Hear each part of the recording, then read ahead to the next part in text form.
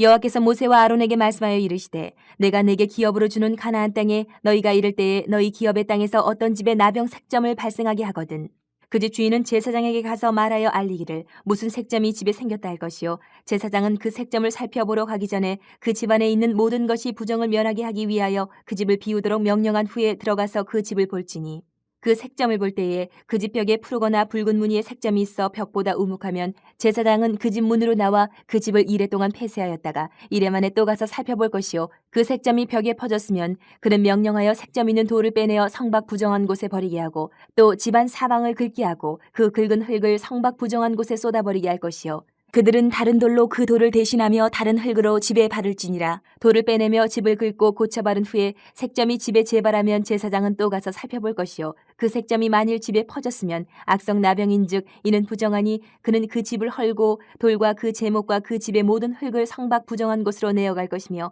그 집을 폐쇄한 날 동안에 들어가는 자는 저녁까지 부정할 것이요 그 집에서 자는 자는 그의 옷을 빨 것이요 그 집에서 먹는 자도 그의 옷을 빨 것이니라.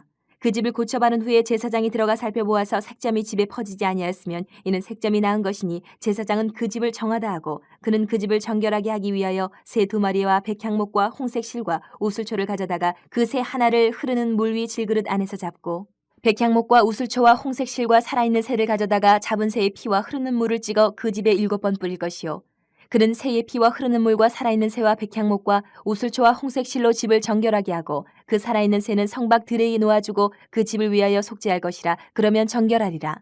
이는 각종 나병 환부에 대한 규례니 곧 옴과 의복과 가옥의 나병과 돋는 것과 뾰루지와 색점이 어느 때는 부정하고 어느 때는 정함을 가르치는 것이니 나병의 규례가 이러하니라.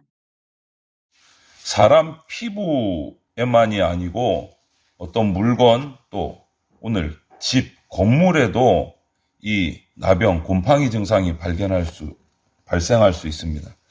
만일 그것이 악성 곰팡이면 심각한 상황이 되는 거예요.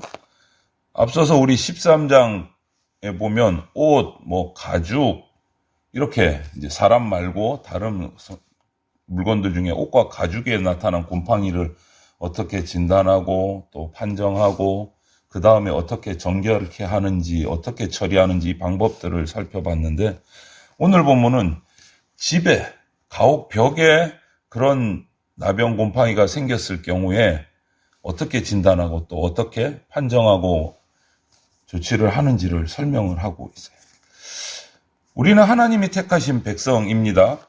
우리가 거룩하게 살아가는 것은 선택이 아니고 필수예요. 필수. 그래서 하나님의 거룩함이 오늘 우리 성도된 우리에게도 당연히 요구되는 사항이에요. 이거는 내가 거룩하고 싶어서 거룩하고 이런 게 아니고 필수라는 거예요. 필수. 그래서 오늘 본문에서 우리는 이 땅에서 그럼 우리가 어떻게 거룩한 삶을 살아갈 수 있을까? 그것을 오늘 본문에서 또 우리가 찾으면 좋겠습니다. 그 거룩한 삶으로 나가는 첫 번째 방법이 뭐냐? 작은 부정이라도 타협해서는 안 된다라는 거예요. 타협하지 말라라. 부정과 죄와 타협하지 않는 것이 거룩한 삶으로 나가는 첫 번째 방법이에요. 오늘 33절부터 42절까지를 보면 하나님의 이 거룩하심이 사람의 몸, 그 다음에 입는 옷, 그들이 가지고 있는 어떤 가죽 제품들을 떠나서 이번에는 그들이 살아가고 있는 집에 적용이 돼요. 집에. 그러니까 하나님의 거룩함은 내 몸만 깨끗한 것으로 되지 않는 거예요. 지금까지 우리가 쭉 이렇게 레위기를 묵상하면서 보는 것은 내 몸으로부터 시작해서 내일도 그런 것이 또 나오는데 레위기에서 내가 입는 옷, 또 내가 만지는 여러 가지 가죽이나 여러 가지 물건들 이번에는 집으로 갔어요. 환경까지도 거룩해야 된다. 환경까지도.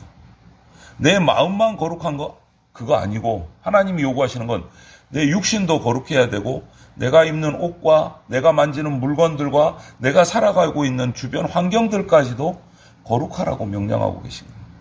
환경들까지도. 그런데 이 본문은 언제 적용되느냐? 오늘 집의 정결에 관한 것은 아직 지금 이 율법을 받을 때는 모세의 인도함을 받아 지금 광야를 행하고 있을 때 받은 율법이에요. 광야에 있을 때. 근데 광야에는 사실 집이 없어요. 장막 쳤다가 또 거두어서 또 옮겨가고. 뭐 집에 벽에 뭐 나병이 이게 아직 적용 안 되는 시기인데 벌써 주셨어요. 언제를 봐서 가나안 땅에 들어가서 집을 짓고 살게 되면 그때 적용되는 거예요. 미리 다 얘기하죠. 곰팡이로 인해서 건물이 상하고 부식되는, 그러면 제사장에게 빨리 알려라.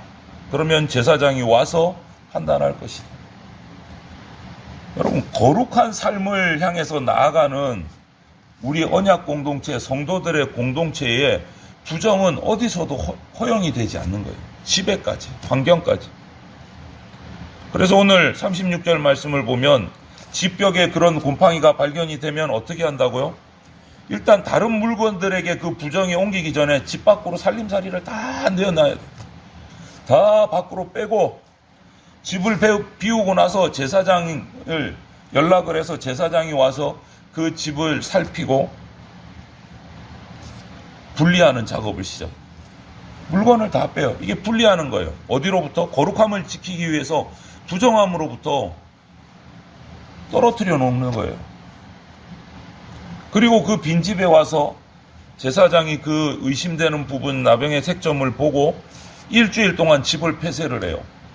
물건도 다 뺐지만 그 집에 사는 가족들도 그 집에서 살 수가 없어요. 일주일 동안 폐쇄를 하고 살피는 거예요. 일주일 뒤에 가서 그 상태를 또 봐요. 그 색점이 퍼졌는지 안 퍼졌는지. 이렇게 해서 40절에 42절처럼 정결의 과정을 거쳐요. 그리고 나서 퍼지지 않았으면 그 색점이 나타난 벽의 그 부분 돌을 빼어서 성 밖에 부정한 곳에 갖다 버리고 그 주변의 벽의 색점들을 다 긁어내고 또 역시 성 밖으로 갖다 버리고. 이게 무슨 작업이죠? 철저하게 부정한 것들, 그 가능성을 다 제거하는 작업입니다. 부정함을 그냥 내버려 두고 덮어두고 지금까지 그렇게 해왔으니까 별일 없었으니까 지금도 그냥 계속 그렇게 간다. 그렇게 해서는 안 된다. 우리의 영적인 신앙의 삶 속에서 내 주변 환경 속에서도 이런 색점이라고 표현하는 것과 같이 부정한 부분, 하나님 앞에 거룩하지 못한 부분이 있다면 긁어내고 도려내고 갖다 버려야 된다. 그렇게 하지 않으면 그냥 두면 그것이 점점점 모든 집을 뒤덮게 되고 그 집안에 있는 물건과 그 집안에서 생활하고 있는 사람들에게까지 퍼져서 모두가 부정하게 된다는, 온전함을 깨트리게 된다는. 그래서 우리는 온전함을 훼손시키는 죄와 부정함들을 하나하나 발견될 때마다 지워가고 제거해 나가는 그러한 삶을 우리가 살아야 된다. 그런데 그걸 타협을 해서 이 정도쯤이야 사는데 지장 없어. 이 정도쯤이야 뭐 교회 생활하는데 지장 없어. 이렇게 해서는 안 된다. 더 이상 커지기 전에, 퍼져나가기 전에 그것을 내가 기도하면서 내 삶 속에서 없애는 일을 해야 된다. 작은 부정에도 민감하게 반응하고 그것을 타협함 없이 내 삶 속에서, 내 환경 속에서 지워나가는 작업을 해야 된다. 두 번째로 거룩한 삶으로 나가는 방법은 속죄의 피를 의지해야 돼요. 내 힘으로 안 된다. 지금 레위기 들어오면서 예수 그리스도의 피, 희생의 피, 속죄의 피 얘기가 끊임없이 나와요. 정말 또 그 얘기, 목사님 또 그 얘기, 뭔가 할 때마다 속죄의 피, 어린 양의 피, 예수 그리스도의 피, 수없이 레위기에서 반복되는 이유가 있어요. 왜일까요? 귀가 따갑게 듣게 하시는 이유가 왜일까요? 너무너무 중요하다. 반드시 있어야 된다. 꼭 있어야 된다는 거예요. 절대 잊으면 안 된다는 거예요. 그런데 보세요. 레위기를 지나서 이스라엘 백성이 이렇게 귀가 따갑게 듣고 자기들이 직접 실천하고 그렇게 광야에서 훈련을 받았음에도 불구하고 여러분, 가나안 땅에 들어가서 이스라엘 백성이 어떻게 살았는가 보세요. 그렇게 귀가 따갑게 들은 걸 싹 지워버리고 자기 소견에 오른 대로 살아요. 그게 우리 악한 인간이에요. 그래서 또 말씀하시고 또 말씀하시는 거예요. 이스라엘 백성만 그럴까요? 우리도 그러고도 남을 존재예요. 그래서 끊임없이 새기셔야 돼요, 우리가. 끊임없이 새기. 거룩함으로 나가는 두 번째 방법. 첫째는 작은 부정에도 타협하지 않는 것. 두 번째는 속죄의 피에 의지하는 거예요. 부정한 돌을 빼내고 그 사방의 흙을 긁어내고 이렇게 하고 또 봐요. 또 살펴요. 일주일을 살핍니다. 주변에 더 이상 발생하는지 안 하는지 색점이 번졌는지 안 번졌는지 살펴요. 그런데 또 번졌다. 그러면 그 다음은 그 집 자체를 헐어버린다 그랬어요. 정말 대단한 일이죠. 돌을 쌓아서 집을 만들어서 사는데 한 부분을 빼앗는데 또 그게 번져서 다른 곳에 또 생겼다. 집을 완전히 허물어서 없애버린다 그랬어요. 그 가옥을 지었던 돌, 그 가옥에 지었던 나무 제목들, 이런 것들을 모두 다 하나도 남김없이 싹 부정한 곳 성 밖으로 가져가서 폐기 처분한다. 그리고 집을 새로 지어야 된다. 이 말은요, 부정과 죄와 하나님은 절대 같이 갈 수 없다라는 거예요. 같이 갈 수 없다라는 거예요. 둘 중 하나를 없애야 된다는 거예요. 하나님을 없애시겠어요, 여러분? 아니잖아요. 아니잖아요. 악성 나병이 재발된 그 집이 헐리듯이 죄의 마지막은 사망입니다. 죄의 마지막은 사망입니다. 죄는 우리 삶을 조금씩 갉아먹고 부패시키다가 결국에는 멸망에 이르게 하는 것이 우리 속의 죄예요. 죄. 또 한편 이제 벽을 돌을 드러내고 긁어낸 후에 가옥을 살펴서 더 이상 이제 퍼지지 않았을 때는 집을 허는 것이 아니고 그 새 돌과 새 흙을 가지고 그 부분을 드러낸 부분을 다시 수리를 하고 메꾸고 그 다음에 가옥의 온전한 정결을 위해서 새 2마리로 속죄의식을 행합니다. 그것이 48절부터 53절에 나와요. 제사장이 1마리 새를 잡아서 정결을 가게 되는 그 집에다가 피를 7번 뿌려요. 그래서 부정에서 온전하게 해방되려면 이 속죄의 피가 필요한 거예요. 속죄의 피가. 그냥 색점 없어졌으니까 새로 싹 수리하고 정결하다 이것이 아니고 그렇게 한 후에 속죄의 피를 뿌리고 그 속죄의식을 행함으로 정결하게 되는 거예요. 나는 이제 내 주변에 죄지을 환경들을 다 없앴으니까 나는 거룩해지는 거야. 맞아요. 근데 거기서 끝이 아니고 주님 앞에 나와서 고백하고 감사하고 예배하고 주님 앞에 얘기해야 돼요. 속죄의 피가 흘러요. 우리에게는 예수 그리스도의 보혈이 그래서 필요한 거예요. 주님, 우리 집안에 예수 그리스도의 보혈이 흘러가게 해주십시오. 기도하고 고백하고 간구해야 돼요. 속죄의 피가 없이는 참된 자유가 없습니다. 내 자녀들이 정말 착하고 부모님 말씀 잘 듣고 공부도 잘하고 잘 살아가고 착해요. 다 좋아요. 그게 정결한 거냐? 아니요. 그곳에 예수 그리스도의 보혈의 공로가 흘러 들어가야 정결해지는 거예요. 예수 그리스도의 보혈이 흘러 들어가야. 착하고 말씀 잘 듣는 거하고는 별개의 문제예요, 여러분. 인간적으로 착한 분들 많아요. 인간적으로 성실한 분들 많습니다. 그런데 그것이 정결한 게 아니다라는 거예요. 그 가운데 예수 그리스도의 속죄의 피가 덧입혀져야 정결하고 거룩한 삶이 되는 거예요. 그리고 다른 1마리의 새는 속죄의 피를 덧입고 자유롭게 들로 날아갑니다. 자유함을 얻는 거예요. 우리가 죄에서 부정함에서 자유함을 얻는 것은 예수 그리스도의 보혈의 공로로 인해서 자유함을 얻어요. 인간적으로 자유함을 얻을 수가 없어요.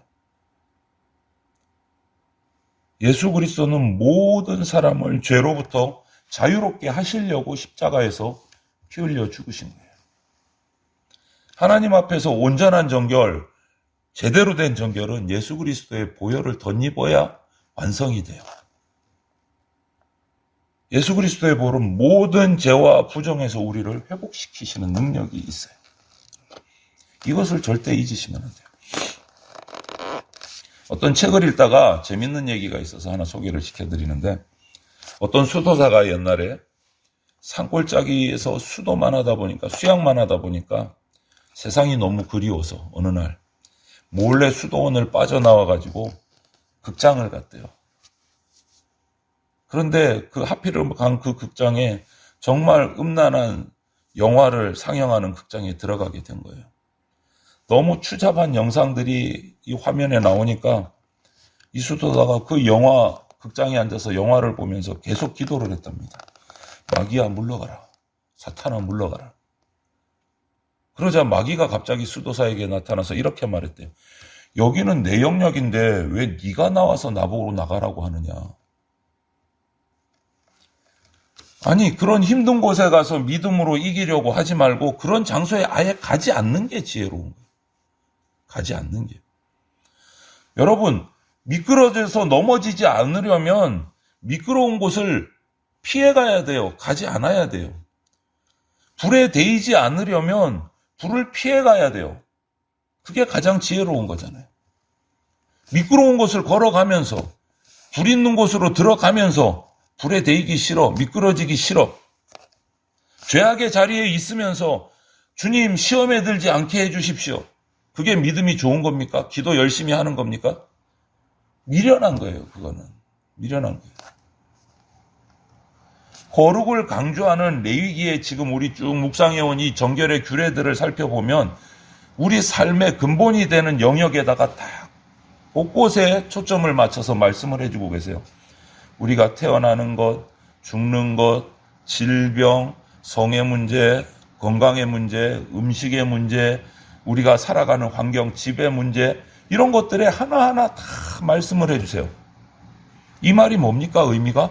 하나님의 거룩한 백성은 먹는 것, 입는 것, 사는 것, 하루든 한 주든 한 해든 살아가는 모든 환경들 가운데 주변의 이방인들, 불신자들과는 다르다라는 것을 기억하라는 거예요.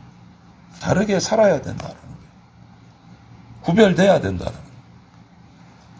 이스라엘 백성의 모든 삶의 모습이 거룩하신 하나님께 속해 있다는 사실을 그렇지 못한 이방 백성들에게 보여주어야 된다는 거예요. 보여주어야 된다. 오늘 성도된 우리에게도 동일하게 이것이 적용됩니다. 우리가 하나님께 속해 있다는 사실을 말하지 않아도 보여줄 수 있을 만큼 우리 환경과 내 삶과 내 몸이 구별되어 있어야 된다. 그것 때문에 사람들에게 어떨 때는 조롱당할 수도 있어요. 어떨 때는 비난받을 수도 있어요. 그럼에도 불구하고 우리는 당당해야 돼요. 왜? 내가 하나님의 백성이라는 걸, 저 사람들이 좀 내가 다르다는 걸 느끼는구나. 내가 똑바로 살고 있구나. 오히려 감사해야 돼요. 말하는 것, 입는 것, 행동하는 것, 내가 살아가는 것, 하나님이 우리 주인이시고 내가 하나님께 속했다는 사실을 믿지 않는 사람들에게 분명히 보여주어야 우리가 거룩한 제사장의 모습으로 제대로 살아가고 있는 거예요. 제대로 살아가고 있는 거예요. 하나님의 사람으로서 서 있어야 할 자리를 이탈하거나 예수 그리스도의 그리스도인으로서 모습을, 정체성을 잃어버리고 그 울타리를 뛰어넘어서 탈선하는 모습을 우리는 해서는 안 된다는 거예요. 서두에서 말씀드렸지만 오늘 이 집에 관한 문제는 지금 지켜야 할 말씀이 아니고 그런 말씀을 주실 때도 있어요. 지금 당장 지켜야 할 말씀을 주실 때도 있지만 앞으로 장래에 내가 지켜야 할 말씀을 주시기도 해요. 이스라엘 백성에게 집의 나병에 관한 문제를 주셨듯이 오늘 우리에게도 지금 당장 아니지만 앞으로 계속 지켜야 할 부분을 우리에게 알려주실 때도 있어요. 율법에서 지금 율법을 광야에서 받았지만 이 율법은 집에 관련된 나병율법은 이제 나중에 가나안 땅 들어가서 집을 짓고 살 때 지켜야 될 부분이에요. 먼저 말씀해 주신 거예요. 여러분, 백성은 내 눈에 보이는 형편에 따라 불안하고 어려운데 뭐 벌써 이런 것까지 말씀해 주시나. 아직 나한테 해당도 되지 않는데 하나님 복잡해요. 이런 것이 아니고 하나님은 그들에 대한 뜻을 바꾸신 적이 없다는 거예요. 앞으로 가서 할 일까지 하나하나 훈련을 시키시는 거예요. 우리에게도 똑같아요. 지금 당장이 아니라도 내가 앞으로 살아갈 인생에 관해서 하나님은 준비시키시는 분이에요. 왜? 나를 실수하지 않으시는 분이기 때문에. 우리를 어떻게 살아가게 할 것을 다 준비시키는 분이시기 때문에 우리가 그 말씀에 따라 순종해야 돼요. 나를 준비시키시는구나. 그렇게 알아야 돼요. 거룩한 하나님이시기 때문에 우리에게도 거룩한 삶을 이렇게 요구하시는 거예요. 그런데 이 거룩한 삶이 오늘 우리가 말씀을 나눠서 알겠지만 그냥 저절로 공짜로 되는 거 아니다라는 거죠. 내가 예수님 믿는다고 고백한 것으로 거룩한 삶이 완벽해진다? 아니요. 그런 거 아니에요. 이제 시작이에요. 내가 예수 그리스도를 주인으로 받아들이고 영접하고 구원을 받았다면 이제부터 거룩한 삶으로 시작하는 첫걸음입니다. 계속해서 거룩한 삶을 위해서 나가야 된다. 그것을 신학에서는 어려운 말로 성화라고 말해요. 성화. 거룩해져 가는 과정. 그래서 우리는 그렇게 거룩해져 가기 위해서 작은 부정부터 타협함 없이 하나하나 거룩함을 만들어 가야 돼요. 그렇게 하기 위해서 우리는 예수님의 보혈의 피가 우리에게 필요해요. 내 스스로는 안 되니까. 우리 공로로는 안 되니까 예수님의 보혈의 능력을 덧입어서 거룩해져 가야 돼요. 예수 그리스도의 보혈의 공로에 의지해서 오늘도 작은 부정도 타협하지 마시고 그 보혈을 덧입어서 하나님께로 한 걸음씩 한 걸음씩 더 가까이 나가는 거룩하고 정결한 백성으로 이 하루도 살아내시기를 주님의 이름으로 축원을 드립니다.